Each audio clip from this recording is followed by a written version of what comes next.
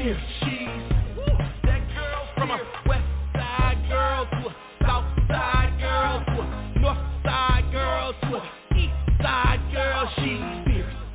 She's fierce. You are now listening to the Fierce Female Network. Welcome to the Fierce Female Network. I'm your host, Fierce Manson, and today is Wednesday, baby. It is Wednesday, my darling. It is May, y'all. May, the end of May. May 27th, 2026, 6 p.m. on the Central Standard Time Zone and 7 p.m. on the Eastern Standard Time Zone. You know what I'm going to say. The Eastern Standard Time Zone is the time zone that rocks my socks off, honey. You know I got to push it up to the ATL, to my home team. Must give a shout out to my team, Fierce Nation International, the hardest and barely working team on the planet. So listen, you guys know that I started a mini-series. Now, this is the first time ever that I have embarked on doing a mini-series. And I do actually have two mini-series going on at the same time. The first mini-series, the subject is if you suddenly lose a family member, suddenly, you know what to do.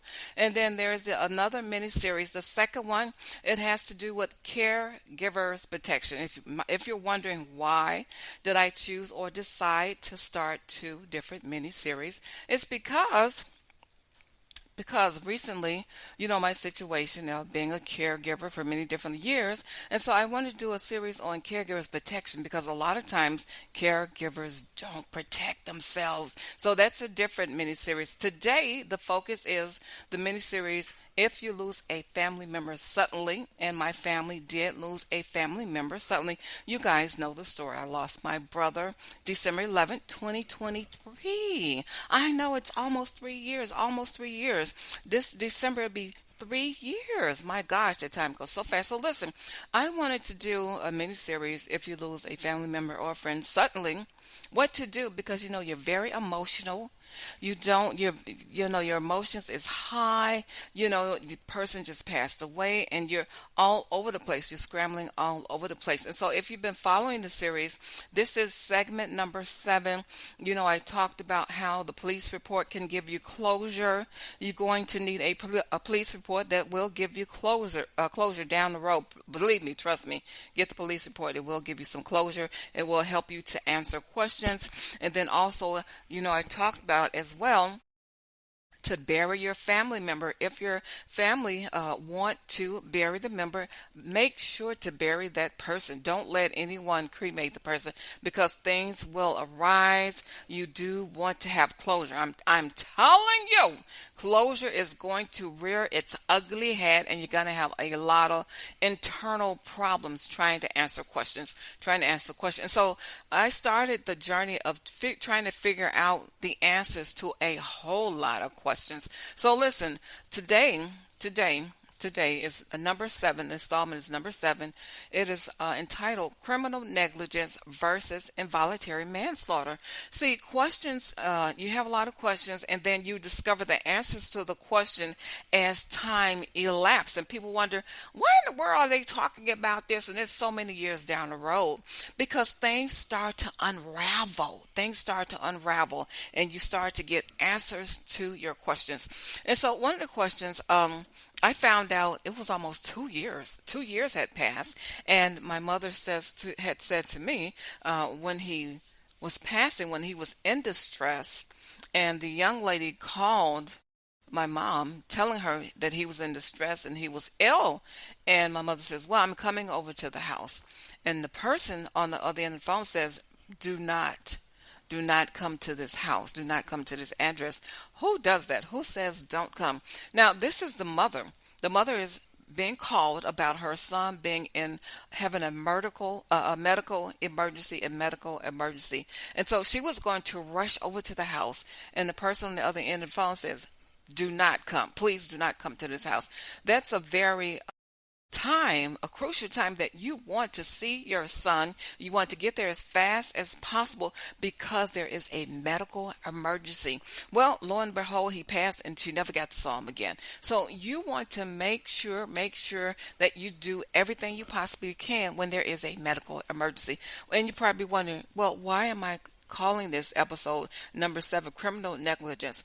If you discover that the person did not call 911. Now, see, this is not a gray area. If the person in the home, whether it's a fiance, whether it's a girlfriend, whether it's another family member, time is crucial. If a person is having a stroke, if they're having a heart attack, time is crucial. You cannot delay. You cannot delay not calling 911. It gets in the realm of criminal negligence or involuntary manslaughter. Now I'm reading this off of off the website. So listen, it says if a duty exists, the failure to act must rise to the level of criminal negligence or reckless. The prosecution generally must prove that you were aware the family member was in a life-threatening medical emergency. You understood they were heavily dependent on you for assistance. So listen, now the reason why I say there was a delay in calling 911 because as the story was unraveling, as the story had been told to us, now the person that was in the home, there was a sister-in-law and his significant other was in the home. Now this person was upstairs having a heart attack. The other people in the home were sitting downstairs as if nothing was happening. They were sitting downstairs at the, the kitchen table.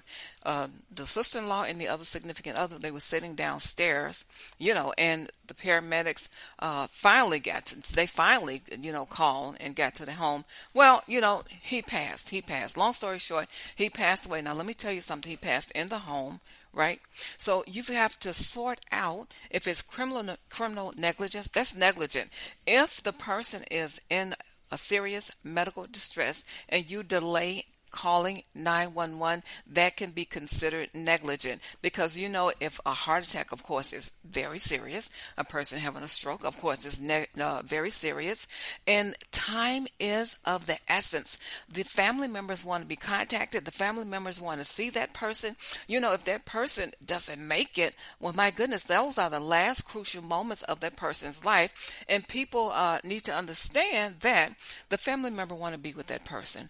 If it's the last few moments, you gotta act quickly and swiftly because time is of the essence. You don't know if the person is going to make it. You don't know if the person is not going to make it. The mother, whoever, the sister and brother want to get to where they are to be with them in that moment of the passing.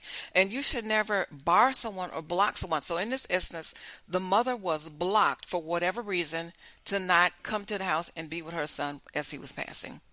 Who does that? Who does that? That kind of reeks the sound of negligence. It kind of reeks the sound of criminal negligence because, if you call and get the paramedics there quickly, maybe they can keep him alive for another hour to, for the family member to get there and be with him in those last moments of his passing. And so, of course, that did not happen. They waited and they delayed. They did not call 911. We were told not to come to the house. We were told to go to the hospital. The man was already dead. The family members were told to go to the hospital. He was already dead. Well, we didn't know that, of course, until I started getting paperwork together to figure out what happened and what was going on. And so, of course, I went to the police department several times to get what I needed. And of course, I did email different people and start putting the pieces together. And so, you've got to put the story together and you figure out, what happened here? You know what I mean? So you've got to take care of yourself.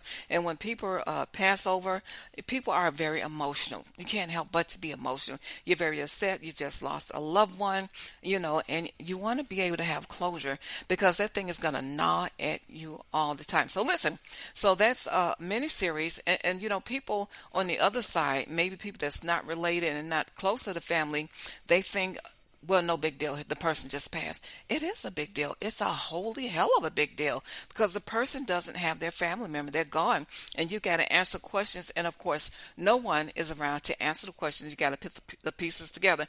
And then when the other people start acting very strange, cutting you off, you know what I mean? Cut you off and not following through what the person that passed their last wishes, things start to look very fishy. Things start to look very funny, start to look very, very funny. So listen, he left specific directions for us. Things don't happen. It's like, well, my goodness, what's going on here? So listen, that's miniseries segment number seven. Number seven. So I do have some music for you. Got some music for you, and I think the appropriate song to play is "Prayer." Y'all know I love "Oh Sammy, Oh Sammy, Oh Sammy." This song is called "Prayer," and also I want to remind you guys to shop with me at Cozy Earth Deep Pocket Discounts. It's still 30% discount, a 30% discount, 30% discount, y'all, 30% discount. So listen, click on the link in the bio. When it opens up, you will see the store, Cozy Earth. Make sure to shop. Put in a discount code FFN for Fierce Female Network to get your deep pocket discount, 30%. And so, once again, before I play the song Prayer, and then I'm pretty much out of time. So you want to make sure that you get the police report, make sure that you get some items. And so when a lot of things start to add up and it still doesn't make the correct picture, like Judge Judy says, if it looked like a duck, if it acts like a duck, it's a duck. So listen, and then you promise ashes, and then they turn around and start doing different things, saying that, well, I never promised you ashes, but in the text messages you have proof to back up that this person said, yes, you're going to get ashes. Then after everything's sealed and he's been cremated, and they say, well, you don't get any ashes. The mother doesn't get any ashes, the sister doesn't get any ashes, the brother doesn't get anything. And so it starts to look really creepy. It starts to look and sound really creepy when people start acting different ways. So listen, this is the song Prayer. This is Oh Sammy and Prayer. Take a listen to this.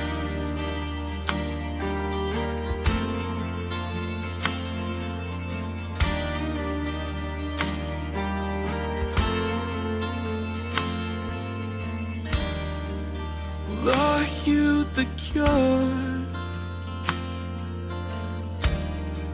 Or are you the darkness? Are you the answers to all of these questions I can't comprehend? I need change in my life. I need saving from the dark side of what we could have been and will never be.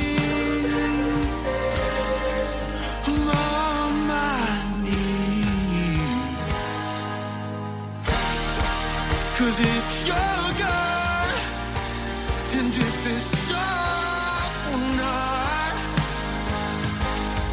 oh, just say the prayer for me. And if I fall too far from where, oh, just say the prayer for me.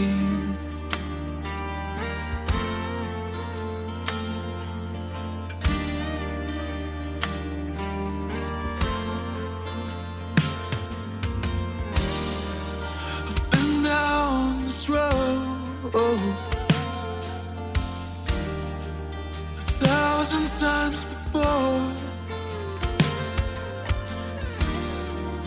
My body's aching and my legs are shaking. I don't think I can take it. I need change in my life. I need saving of the dark side. Oh, all of my hurt, it all goes away. You were here.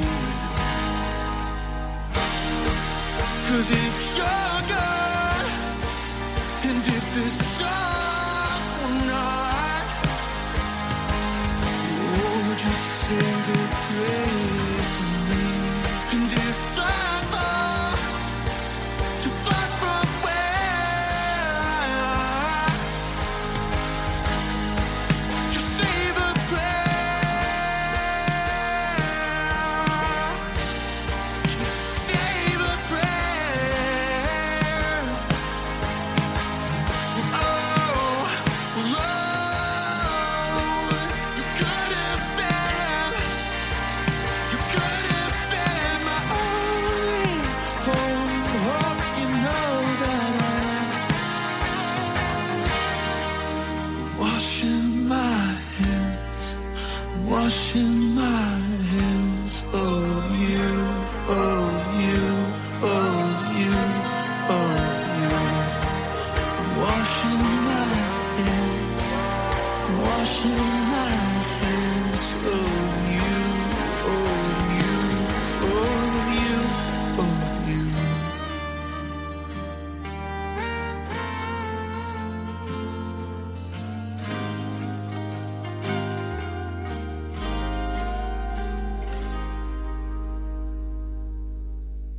All right, that is Old Sammy in Prayer. So listen, I am pretty much out of time, and this was miniseries segment number 7, and this is final wrap up for this particular miniseries. Number 7, this is the last installment, So listen, I got to get on out of here. It's been a stone cold blast as always. It is peace, love, and soul. You